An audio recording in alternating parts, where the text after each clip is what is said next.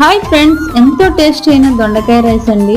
పిల్లల lunch box కి చాలా ఉపయోగపడుతుంది. మీరు కూడా ఒకసారి ట్రై చేయండి. వీడియో ఎవరికైనా షేర్ చేయండి. ఫస్ట్ అయితే ఒక కళాయి తీసుకొని కొన్ని పల్లీలు వేసి, పల్లీలు ఫ్రై అయినాక ఎండుమిర్చి, ధనియాలు, జీలకర్ర, తాలిమింజలు వేసి మంచిగా ఫ్రై చేసుకోవాలి. అలానే పచ్చి కొబ్బరి అయినా ఎండు కొబ్బరి అయినా వేసేసుకొని కొద్దిగా కరివేపాకు కూడా వేసుకొని మంచిగా ఫ్రై చేసుకొని ఒక మిక్సీ జార్లో వేసుకొని 2 ఎల్లుల్లిపాయలు సాల్ట్ వేసి గ్రైండ్ చేసుకొని పక్కన పెట్టుకొని ఒక కళాయి తీసుకొని ఆ కళాయిలో కొంచెం కాజు మసాలాలు వేసి ఫ్రై చేసుకొని కట్ చేసుకుని ఆనియన్స్ కూడా వేసేసి చక్కగా దొండకాయలు కూడా వేసి మంచిగా ఫ్రై చేసుకొని కొద్దిగా కరివేపాకు కూడా వేయండి. కరివేపాకు ఫ్రై అయినాక దొండకాయలు ఫ్రై అయినాక మనం ప్రిపేర్ చేసుకున్న మసాలా కూడా వేసి బాగా కలుపుకోవాలి. ఇలా కలుపుకున్నాక అందులో కొద్దిగా పసుపు, కొద్దిగా కారం, టేస్ట్కి సరిపడా సాల్ట్ కూడా వేసి మంచిగా కలుపుకోవాలి. ఇలా కలుపుకున్నాక అందులో మనం ప్రిపేర్ చేసుకున్న వైట్ రైస్ కూడా వేసేసి బాగా కలుపుకోవాలి. ఉప్పు కారం పట్టేంత వరకు రైస్ని బాగా కలుపుకోవాలి. ఎంతో టేస్టీ అయిన దొండకాయ రైస్ రెడీ అయిపోయింది.